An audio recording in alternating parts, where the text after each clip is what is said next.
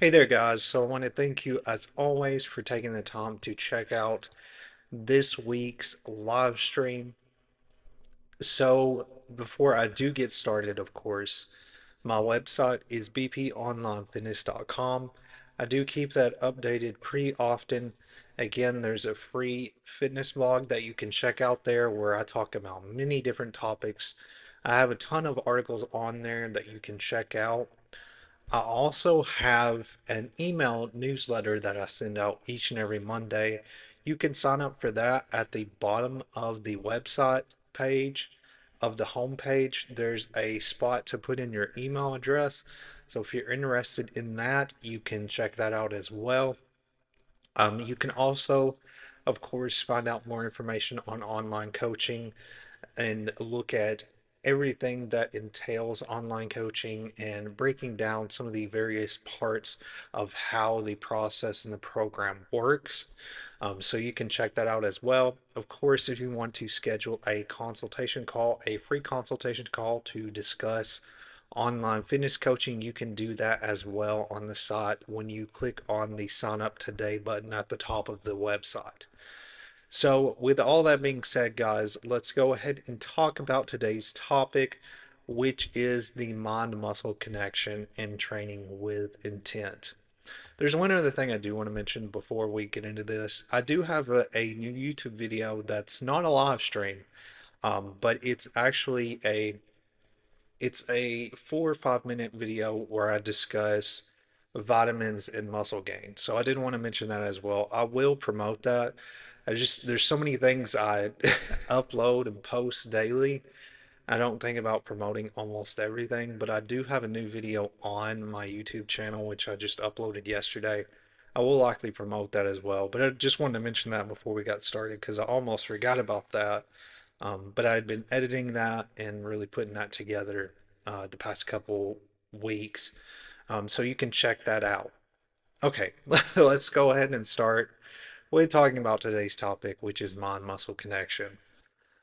So, mind muscle connection is a very important aspect when it comes to really being able to make the most of a workout routine. So, the mind muscle connection, or you could have it as an acronym MMC, is the intentional focus on a specific muscle while it's working during an exercise, helping you activate it more effectively. Some of the benefits that come with this include enhancing muscle activation as well as fiber recruitment, leading to better form and control. It also improves muscle growth, efficiency, as well as helping to prevent dominant muscles from taking over. This is a really important building block to a workout routine. In many past live streams, I've discussed a lot of different points, and some of the things that I've went over time and time again has been progressive overload, as well as being able to have control of your form, and mind muscle connection is another block to all of those different aspects of an effective workout routine.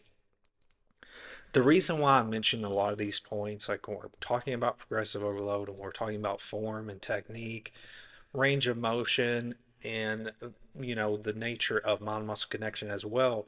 The reason I mention these is that when you have all of these different building blocks together working in tandem, that's what really leads to growth in your workout routine.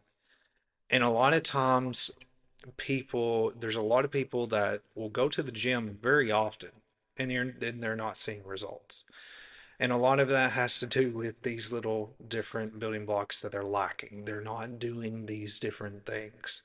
And that's the reason why I'm wanting to mention these points is because if you're not seeing results in the gym, there are many different variables to keep in mind.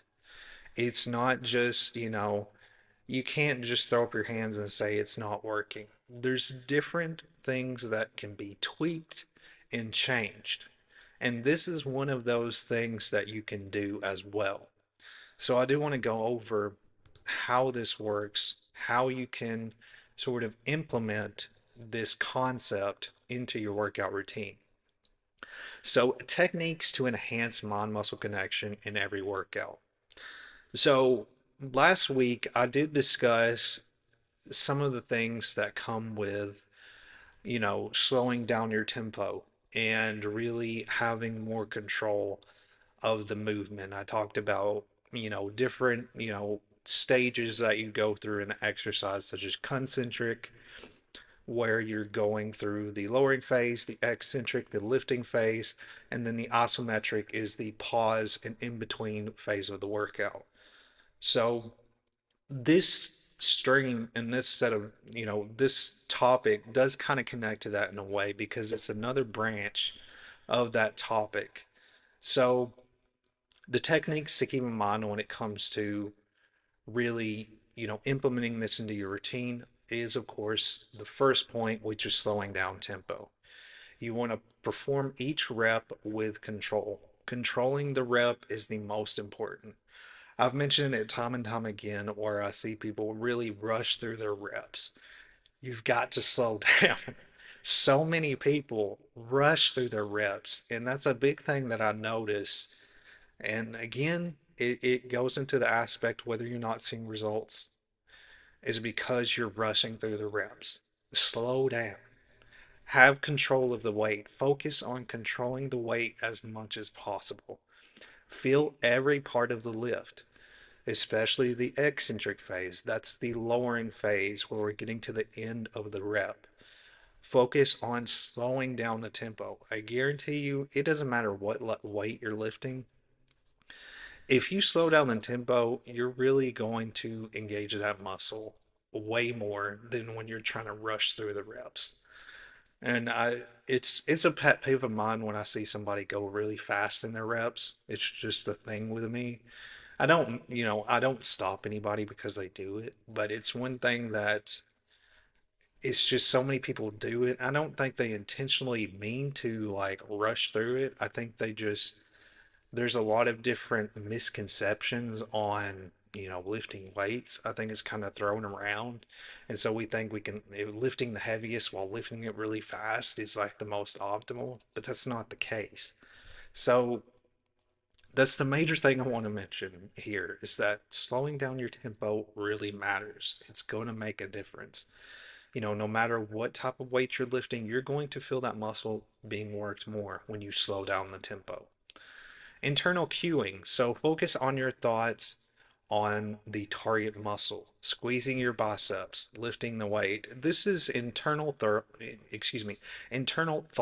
that you internalize as you are going through the workout. It's like basically your own cues to yourself on what you're doing throughout the workout, really being mindful of like if you're doing a row, squeezing, focusing on rowing and squeezing the shoulders back. Another example, again, is really feeling the stretch in your triceps, like when you're doing a tricep extension, really, extending the arm, thinking about the extension and engaging the triceps. This is something that you just internally think about as you're doing these exercises. This is a big part of mind muscle connection because, again, the concept is internalizing, what you're doing, from your mind to your body. That's basically what we're talking about here. So just think about really directing your movements, being mindful of what you're doing. If you're going into a squat, think about, the stopping position. Okay, I want to go down this far and then, pause for a brief moment and then I'm going to raise myself back up. Really thinking about different ways that you can cue yourself in the workout can make a difference. Lighten the load when needed. Reduce weight to prioritize form and focus on quality over quantity for connection. Like I just mentioned with tempo and using lighter weights are not a bad thing. If you are lifting weights and you feel, let's say you're lifting, decently heavy weights and you feel like your form is lacking, don't hesitate to lower the weight. Get adjusted to the form. Go through the technique as much as possible with that specific weight until you feel like you've mastered that weight, and then move on to, incrementally move up your weights. When you focus on form and technique, it's going to make a big difference. You could be lifting a weight, lifting really heavy weights, but then your form is lacking. It's going to affect muscle growth. So it's important to be mindful of the weights you're lifting as well, and really making sure you're going through the full range of motion, you're controlling the tempo, you're slowing down your movements, and you're really, activating that muscle effectively. Use pre-activation sets so you could perform oscillation movements to wake up the muscle. This can include a chest fly before a bench press. This is not something you necessarily have to do, but this is another thing that's going to sort of benefit that mind muscle connection and really preparing you for the workout, sort of like a warm up in another, other terms, I guess you could say. This is sort of like a warm up to prepare you into, that exercise you're doing. And I think warm ups too are a really great, implementation into a routine as well, because it's preparing that muscle at the same time. You're getting ready to go into that exercise and target that muscle. So that's something to be aware of as well when you're doing these exercises. How training with intent breaks plateaus. So this is another great thing that comes with mind muscle connection. And when you make this change and when you start to be more mindful of what you're doing in your workouts, it allows you to really think about, of course, more of what you're doing rather than just going through the motions of the exercise. So, focused reps again focuses on quality over quantity. The more that you're building the mind muscle connection and internalizing what you're doing, thinking about how to cue yourself in your workouts, you're going to want to make each rep count. You're going to want to focus on, having more quality of those reps rather than just getting as many in. For me, again, I always focus on really, usually my reps will run between 8 to 10 reps. And my main focus is I don't think it's necessarily a bad thing to do, sort of that mid-range reps, especially when you're focusing on hypertrophy, because I feel like when you're doing, a lower amount of reps, I feel like it increases your quality a little bit more because you're having a shorter amount of reps. You're wanting to make those reps count. Um, Again, it's different for everybody depending on what your goal is, how many reps you do. But I feel like when I do less, I want to make those reps that I perform count a little bit more, if that makes sense. So, intent itself shifts the goal from just finishing sets to maximizing each repetition, which is what I just basically just touched on, is that when you have that intention, you're wanting to make each rep count as much as possible. Now, there's going to be times where we go into workouts and we're just wanting to get it done. Sometimes those times can happen or those days can happen. But the fact is that this is all about training your mind. It's just like anything else. When it comes to this concept, like building any kind of habit, it's something you have to gradually, adjust to and really implement. It takes time to build. So keep that in mind. So the enhancements of mind-muscle connection, of course, is better engagement, more activation, and stronger adaptive stimulus in the muscles. This also helps you to identify weak points, so intent-driven training reveals form breakdowns, imbalances, and mental distractions. Again, the more that you're mindful of these things, you're going to start to notice, you know, any sort of deviations or anything, or you're sort of lacking. This is something that like for example, I did a bent over row exercise not too long ago, and when I was doing it, when I started, I was kind of going through the motions where I wasn't really thinking about it. And then I got to the point where I was like, I got to switch that mindset and I have to think, okay, I need to focus on really raising, focusing on rowing the way up, focusing on squeezing, with my shoulder blades. And once I did that, I started to notice that I was engaging the muscle more when I was intentionally thinking about it than when I was just, going through the motions. And those times happen where you go through the motions. It's going to happen. It's not like you can't, we're human. It's just going to happen. But the thing is here is that the more that you're mindful of it, the more that it's not gonna happen as much, in other words. So when you're thinking about the intention of your exercise, your reps that you're performing, it's gonna show you those weak points. You're gonna notice those weak points more if you're just kind of going through the motions. And so it's gonna bring you more awareness to those, different sticking spots that you have in your workout. So this increases intensity without adding weight. Again, this can kind of go into progressive overload in the same way, to where when you're thinking of intention in lifting the weights, you're focusing on, it's kind of increasing in intensity in another way. So this allows you to perform the reps slower. You may be wanting to pause, feeling the contraction in a workout, feeling that extension of the muscle. In controlled movement, again, it's creating that tension, which is a key driver for growth. So, mind muscle connection, when you're training with intent, it's allowing you to really think about slowing down, really think about what you're doing more. And so, if you're in a plateau, that's something to think about. If you feel like you're struggling, think about that, think about making that shift. What am I doing wrong? If I'm not, really getting the most from my workout, maybe I need to, slow down. Maybe I need to really think about what I'm doing if I feel like I'm struggling.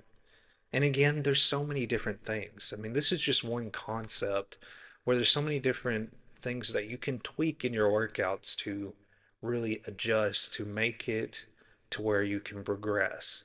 It's just finding that concept that works more for you and that works the best for your situation. So, common mistakes that can kill mind muscle connection. First point here, of course, is ego lifting. This is just basically lifting to show off, in other words. Lifting too heavy prevents proper control, and the focus shifts to moving the weight and not feeling the muscle. Again, like what I mentioned previously, when you are thinking about lifting, the lifting the weight and having control of the weight, you're not thinking so much about how heavy you're lifting. And so the ego lifting is just trying to lift the heaviest weight possible. And that's just going to compromise your form when you do that. So focus on lifting with intention. Again, rushing the reps, this is something that I just, previously discussed.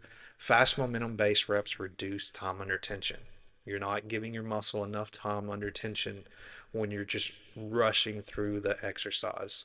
And two, that can lead to injury too when you just rush through reps. So that's another, factor to keep in mind. Muscles aren't properly engaged or activated when you rush through reps. Mental distractions. Checking your phone, talking, or zoning out weakens focus. Again, that's what I just mentioned. You're going to zone out or you're going to go through the motions. But when you're distracted, you just have to kind of, again, it's a mindset change. There's a shift in your mindset that you have to do. A distracted mind can lead to disconnected muscles, so keep that in mind. Another thing when you're missing the concept of mind muscle connection is that this leads to poor form and range of motion. Sloppy technique shifts stress to other muscles or joints that you may not be, wanting to target. So the more that you focus on form is going to make a difference in engaging the muscle you're wanting to target more effectively. Partial reps often miss full muscle engagement. Partial reps is when you're not going through the full range of motion, when you're not fully extending your arms, and when you're not, maybe going through the full extension with a tricep, workout, or reaching the peak with a bicep curl and really holding and squeezing the biceps as you're getting to the top and extending the weight back down, that's going through the full range of motion. You want to make sure that you're going through the full exercise and not cutting the reps short. Neuromuscular efficiency and muscle activation. So, the ability of your nervous system and muscles to communicate effectively, and high efficiency equals more muscle fibers recruited and less wasted effort with and better coordination. Why it matters for muscle growth and strength. So, this is increasing muscle activation in targeted areas. It's going to improve form control and stability under load.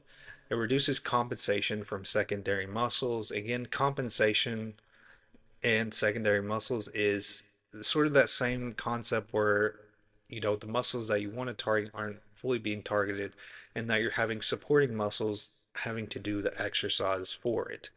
So that's going to reduce that ability for, in every different exercise.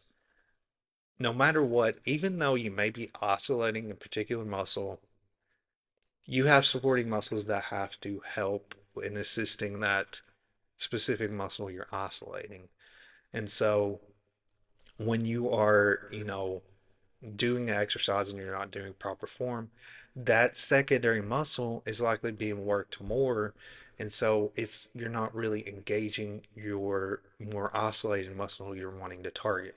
And that's what that means by compensation, where you're having other muscles having to support that main muscle to engage that target muscle in the workout, if that makes sense. This leads to a greater force output and more effective hypertrophy. So, how to improve neuromuscular efficiency? Again, keep in mind that neuromuscular means where the nerves and the muscles are communicating to each other. I want you to sort of understand what that term means, because I know there's a lot of these terms, and keep in mind that that's what that means, is that your nerves and your muscles are communicating to each other. That's what neuromuscular means. And what we're trying to say here with efficiency is helping the nervous system, the nerves and the muscles to communicate better. So, how to improve neuromuscular efficiency? So, you warm up with activation drills. This is bands, lightweight sets, again, using slow and controlled tempo during lifts, focus on mind muscle connection. Again, this is all some of the same things that we just mentioned. Perform unilateral and stability based exercises. Again, this is all very similar stuff. Unilateral, to sort of clarify what that means, because I know this is another term that not everybody may be aware of. Unilateral is focusing on, engaging one side of the body, basically. So, for example, when you're doing an exercise, like a good way to sort of describe this is the dumbbell single arm row. When you're doing that exercise, usually you're focusing on, you have one dumbbell at your side and you're rowing the dumbbell up. That's basically a unilateral exercise because you're focusing on only one side of the body in that particular set. So that's what that means. And with unilateral exercises, that helps to sort of, excuse me, I accidentally hit that. That helps to sort of balance your body in both on both sides. And that's why you'll see exercises that target one side of the body at a time. That's a great way to sort of help with muscle imbalance. And stability based exercise, of course, that's about challenging your balance, single leg exercises, things of that nature. So that's what that means when we're thinking about unilateral workouts. But again, all of these points are basically pointing to how the nervous system and the muscles communicate and how you can effectively improve that communication with the muscles. So I know that that's a lot of different terms. I just wanted to clarify what we're talking about there, because a lot of the big words I usually get confused. Like if I try to, like a lot of times whenever, because I still study a lot of, as a trainer, I still have to study, doing continued credits to keep my certification. And so there's a lot of different, presentations that I'll watch to sort of, not like kind of like classes, but I'll watch a lot of different presentations and, different speakers, and they'll throw out a ton of terms a lot of times, and it's like some are really good, and then some are like they throw out so many things it just becomes confusing, and it's like you've got all these big words, and it's like, okay. And so I always think about, okay, when I do these, presentations, I need to be clear about what I'm saying so it's not confusing. Anyways, I just wanted to say that because that's why I kind of go over, rehash some of these things so you're like, okay, that makes sense. Okay. Anyways, so the next point here is the role of tempo and control in mind muscle engagement. So slowing down the lift, again, we just sort of mentioned this. This is increasing time under tension. You're allowing the muscle to be engaged more. This allows you to feel that muscle work, not just move the weight. It also improves focus on the eccentric and the concentric control of the workout. Again, watch the previous live stream that I did where I discussed these two different points. Eccentric, of course, is the lifting phase, and the concentric is the lowering phase. So I did mention this a little bit too in the last sort of presentation, but tempo makes a difference. You can think of it as doing a 2 second down for the eccentric and then having a pause, which is the stretch or tension, also known as the isometric phase, and then 2 seconds up as you're raising the weight back up. So a 2-1-2 tempo, that's what that would be. If you see anything that says like 2-1-2, any numbers in that sort of alignment, that's what that means is basically the tempo or the cue. That's how long you're going to, lift the weight, how long you're going to pause, and how long you're going to lower the weight. So this is another aspect of mind muscle connection. The more that you're mindful of what you're doing, the more you're going to think more about, tempo. So visualization techniques before and during sets. So this is more, and I know this is kind of the way I've got this. I should have changed that where you can't really see the words, but I'm going to explain here what we're talking about. I meant to make that picture a little bit to where it's transparent, but that was my fault. I apologize about that. So before the set, mental rehearsal, you could think of this again kind of as like a mindfulness technique to be aware of as you're preparing for the workout. So you can mentally run through the movement that you're going to perform in your workouts, visualize your muscles contracting and the bar and weight moving smoothly. See yourself completing the set with perfect form and control. Use internal cues again, like explode up, or basically, focus on driving through your heels, depending on the exercise you're doing. It's just different cues that you can tell yourself. Focus on the target muscle activating with each particular rep. So this is what you would think about before you would get started. Think about, all of these different points. You know, really think about how your workout is going to play out in your mind. During the set, mind muscle connection, again, keep visualizing those specific muscles shortening and lengthening. Picture the tension building in the eccentric again, that lifting phase, and then the lowering phase at the top. Mentally block out distractions, stay locked into your workout. You could use rhythmic breathing, having control of your breath. That's another aspect that I could really discuss, is, effectively breathing through a workout. You could do internal mantras as you're performing the workout. Again, if you've heard of mindfulness itself, this is some of the different concepts that kind of relate to mindfulness. However, what we're doing here is we're putting it into the aspect of weightlifting. So these are just different things that you can sort of implement to keep in mind. And I apologize about the slide here. I meant to fix that, but I hope that that's understandable to what I'm discussing here. So cueing techniques to enhance focus. This is sort of, continuing on with that concept there of, really internalizing what you're doing, internal cues that you could think about. So for each workout, again, we're targeting different muscles. So, we wouldn't say the same cue for each specific workout. So let's say we're doing, a squat or a hip thrust. We're focusing on squeezing the glutes when we are doing those workouts. Again, with rows, pull with your back, not with your arms. Drive from your heels when you're doing deadlifts and squats. Chest proud and lats taut. So chest proud, of course, that means where you're having your chest up, and then your lats, again, that's focusing on your back. You want to make sure that your back is, taut. That's what we're focusing on there with the bench press. External cues, push the floor away, drag the bar against your shins, break the bar in half, pressing. These are just different ways that you can sort of, think about what you're doing in your exercise. Pinch a pencil between your shoulder blades, like for example, in a row, that would be a great cue to keep in mind. When you're doing, like a deadlift, you could think of pushing the floor away when you're like, pulling the weight up.